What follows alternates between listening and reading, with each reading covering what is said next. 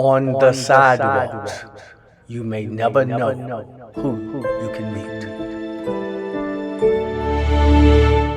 Hello, family. I'm Victor E. Can you walk with me on the sidewalk?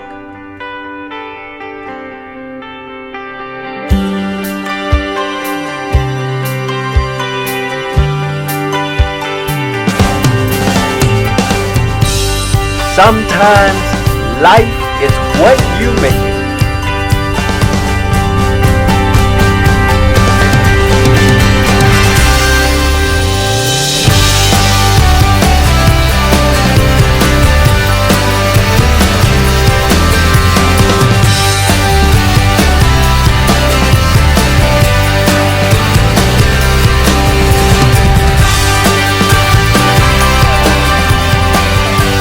I'll stop if you'll talk.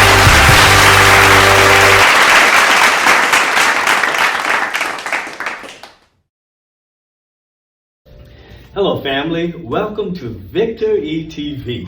Today I'm doing sidewalk talk, and I just happened to walk here into the Montgomery, the Learning Arts Center, and boy, it's always talent here. It's always someone to talk to find out about new things and things that are going on in the community. And I'm here in Montgomery, Alabama, and I'm here to meet an artist that I just walked up on, and he's going to introduce himself to you. I get a chance to share him with my audience out there. So this is Sidewalk Talk, and we get a chance to meet Mr. Jeremiah Ezell. Great. And we welcome him to our stage today. He's going to tell us just a little bit about his past, present, and future, and you'll get a chance to see a lot of his art that is on exhibit right here at the Montgomery. So I'm so glad to come here and let you get a chance to meet this brother. Fantastic art, fantastic work, as you will see presented in the background screening of this. So, Jeremiah, right? Okay. Tell me something about where are you from? So I was born and raised right here in Montgomery, Alabama. Okay. Went to school at St. Jude, George Washington, and Waresbury Elementary. So, Okay. Yeah. Wares Ferry. I actually live on Wares Ferry. Are you far from the school? Actually, I was right there on Burbank. So my mom and dad had a house on Burbank Drive. So we were right close to the train track. Okay, fantastic. Okay, so you grew up here, and tell me something. How did you get involved in the arts? I heard you speaking earlier about your father. That just really grabbed me because I do a lot of mentoring and a lot of working with young men who maybe have stress relationships with their fathers, or maybe their fathers wasn't in their life, but it was good to hear that your father was in your life and made a great impression on you. I thought that was really great. Tell us something about your experience, and how did you come into the arts, and the effect that your father had for you to do so well with it and to move into that area.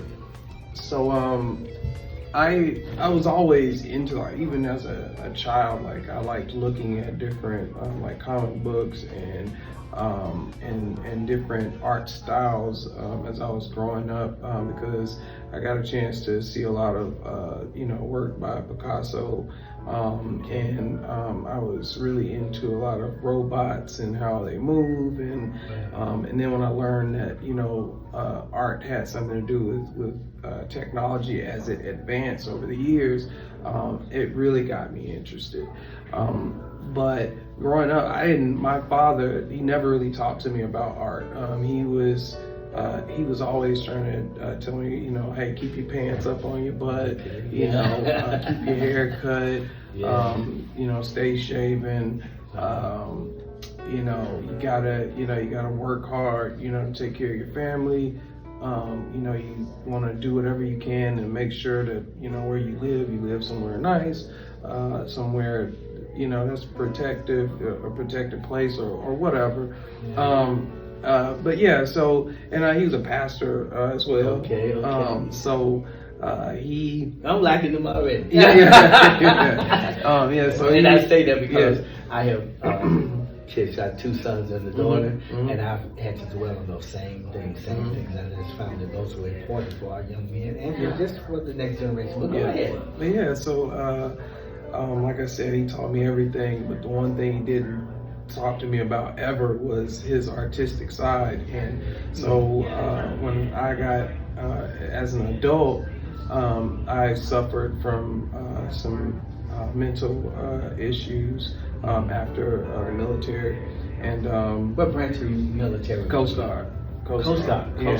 So everybody was Army, Air Force, Navy, Marines in my family, but there were no Coast Guardsmen. And me, I'm the type of guy that when I was in school, I mean, I wore bow ties and stuff, so I always tried to do something different than everyone else. I didn't want to follow, so I decided to go to the Coast Guard.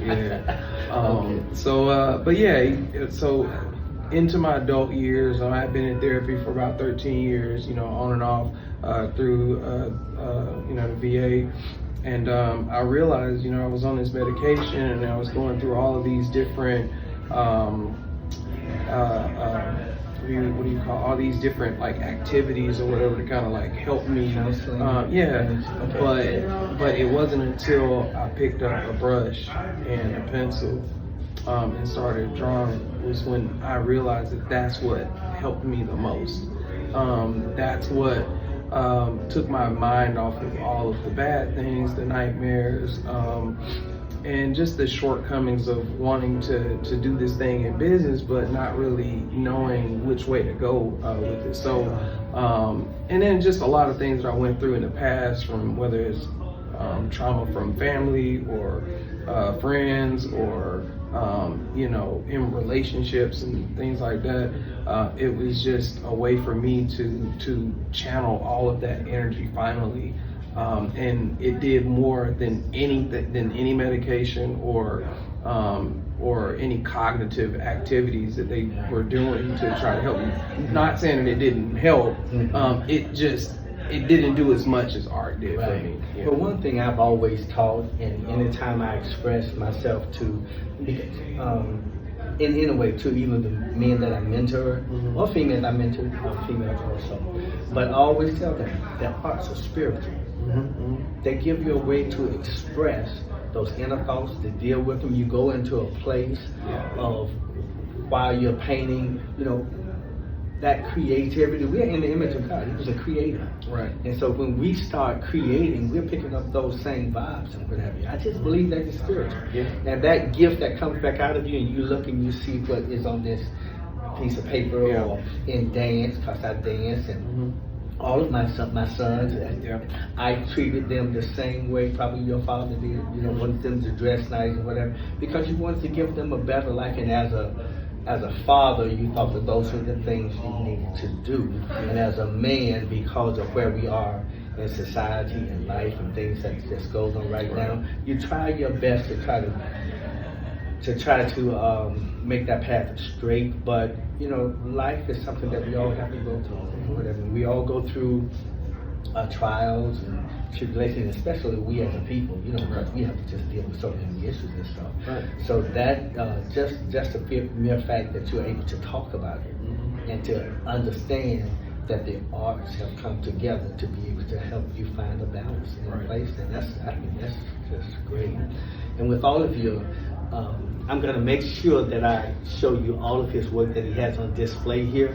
And are there any in particular that you feel that is more, let's say, I hate to say this because I remember, during my marriage time, I would always say, I love all my children equally. These are your children.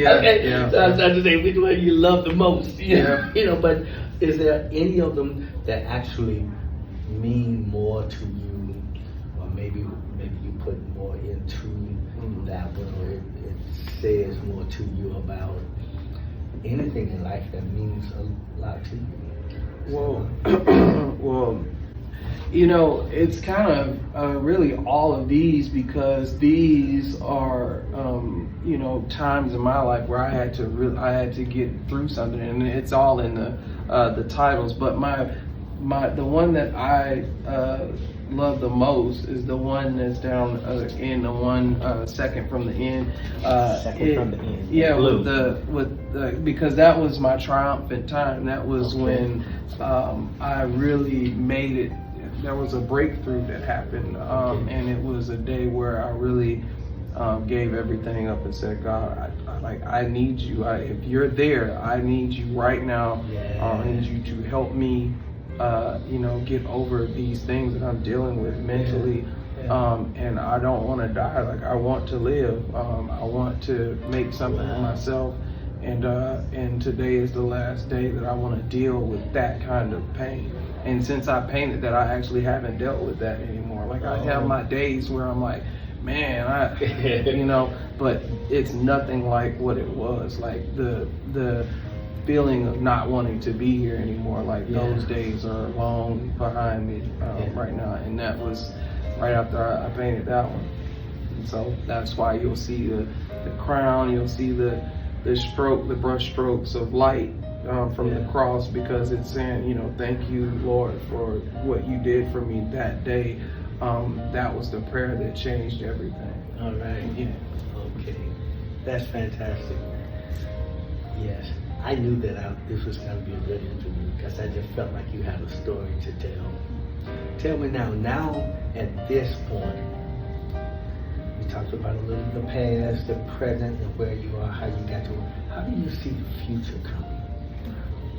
Well, the future is bright, only because, or not only because, but it's just the fact that everything that was bothering me, I have a platform to do something about it now, or to talk to other people where I'm saying, hey, I know life is rough, I know it's hard, but now I get a chance to talk to people and show them, like, look, man, like, I know it's rough, but if you'll just keep looking for the light, if you'll just keep looking ahead and keep going, like, you're going to have a breakthrough. And that's why in a lot of my work, there's a lot of these pieces, actually all of them, they're all sad moments, but they're bright in color because I'm saying I made it through each and every last one of these trials.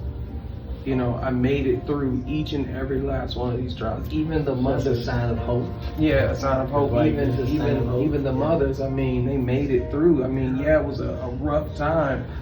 They were being experimented on by this doctor, and the story was never told, but now the story is being told, and they're being lifted, all around the world because of, J.C. Hellman and Michelle Browder, and what she's been able to do with those incredible statues, of just amazement that she's, put together. So that's what these pieces represent. So yes, the future is bright because now everything that I found out later that my father was doing that I didn't know anything about, well, all of those times where my brain was just all over the place, I'm like, who am I? Why am I even doing this? Why do I want this? Why can't I get it? And now when I do these pieces, my mom will come say, hey, now I found out my dad was that. So now I know, okay, this isn't me going crazy. Like, this was already in me. Yeah. And then now that my wife and I our beer garden is running now. Our ramen shop, a beer garden. So beer garden. Tell me about that. What's that? Yeah. Tell the audience about the beer garden and give them do you have numbers and what have you where they can contact and come? Tell them about this. You telling me too. I see how much I learned out on the sidewalk. So my wife and I currently we have a beer garden. It's on 532 Clay Street. It's called the Goat House Beer Garden. And inside that beer garden, my wife and I, we've instilled our ramen shop, which a lot of people in the city know as Express Yo Noodle. Ramen shop? Mm-hmm. Like ramen noodles? Yeah. Okay. And so we now have that running, and we're also and it's here in Montgomery? Mm-hmm, here in Montgomery. Right here. And is it downtown? Mm-hmm, downtown. Downtown? The highest point in Montgomery, overlooking the city. You can see the Capitol. From there, you can see the river. I'm going to have to come and visit them. Yeah. I'm going to have to go there, and I'll let you all know about it. You all need to go also. Yeah. Okay, we'll put that information up on the screen so you can have the address and everything of where to go. But go on, tell me about this beer. What's the beer garden? So even though I love art, I love engineering. Now, is engineering your major? Is that your? That's what So I was a process engineer at a point in time before I transitioned and said, when I came back home, I transitioned into an entrepreneur because I wanted to create experiences. Like I wanted to bring back experiences to Montgomery. As to the reason why I left, I said, man, there's nothing to do in Montgomery. I'm just gonna leave. And that's what I did. And I've lived in all four corners of this country and even outside of it. How old are you? I'm 38 now. Wow. Yeah.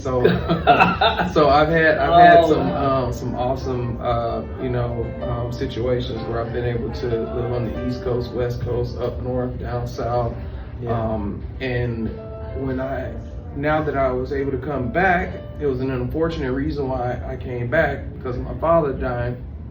But when I came back and I was trying to find these experiences of what I had been around in these other places, like the ramen shops, the cigar lounges, the poetry, the spoken word, the speakeasies, and not being able to find them at the time that I came back to Montgomery. Instead of me complaining about it like I did before, I said, I'm gonna try to figure out how I can I'm gonna try to figure out how, and without any money or knowledge of how to open or start a business, I just started researching and I got out into my community.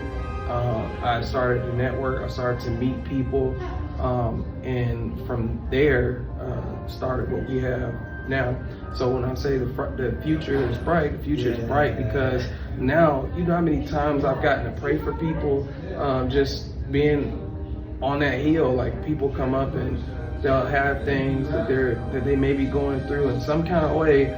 We get off into this conversation, and then next thing you know, I'm praying for them at the end of the day, or I'm telling them a story that has helped them move forward. So now I have a platform to be able to do that. Wow. Now, do you have a thermostat? Do you have a platform to where, like YouTube or anything like that? Could you give that information? So how to find you? So I don't have a platform on YouTube, although I've been told so many times I need to start it and start to tell my story.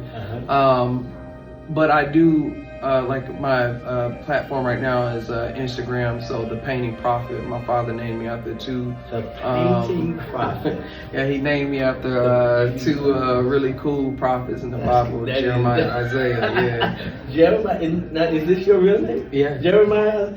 I was sitting here interesting. It was like, his entire name is biblical. Yeah. So, and that's an interesting story too, because my mom was actually getting ready to have surgery, and she didn't know she was pregnant. The actual day had put her to sleep, was about to do surgery on her, and they ended up waking her up, and the doctor told her, hey, you're 6 months pregnant. She wasn't showing, she didn't even know. Wow. And so when she called my dad was reading the book of Isaiah, but he shut it closed, and then he put the book down, and when he put the book down, the book opened back to Jeremiah. So my dad said, I know what we're going to name our son. We're going to name Jeremiah Ezell. And so, yeah, that's Now, is Isaiah your last name or middle name? That's my middle name. Yeah. What's your last name? Williams. Williams. I need to make sure that I have that. Yeah. Jeremiah Williams. Mm-hmm. Fantastic. Well, I know that you're surprised just like I am. This was quite a story here, and I'm sure there's more, even more here in his story, and maybe down the road I get a chance to bring him back. But this has been fantastic message, and I'm just praying that you'll continue to become successful, and that you'll have, as I believe already, you have God's favor in your life. And so, and you know what, we go through trials. The trials make us stronger. Mm-hmm. And that's what I'm seeing here, a stronger man. Yeah. A stronger man. I didn't know you before, but I see a strong brother here. And so we just want to, as always, I'm going to leave you with this message. Find your peace. Know thyself. Know yourself. That's the reason why I wear the armor. To know thyself. And so I leave you with this word. After we have met Mr. Jeremiah Ezell Williams, we grant you peace.